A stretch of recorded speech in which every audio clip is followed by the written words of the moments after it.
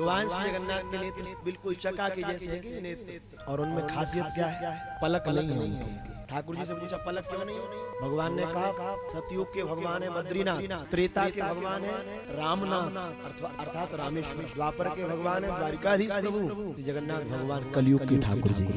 और ठाकुर जी कहते बोले जब हमारी जगन्नाथपुरी में लोग आएंगे 1 मिनट से ज्यादा, और 1 मिनट तो बहुत कह दिया, एक 10-20 सेकंड खड़ा होना भी बहुत मुश्किल है। और भगवान कहते कहीं हमारी पलक हो और जितनी देर में अटारी खेड़ा वाला कोई आया और उतनी देर में आँख बंद हो गई और जितनी में निकल गया, फिर क्या करेंगे? भगवान कहते हम तो बिना पलक के ठाकुर, आप पलक देखते रहते हैं।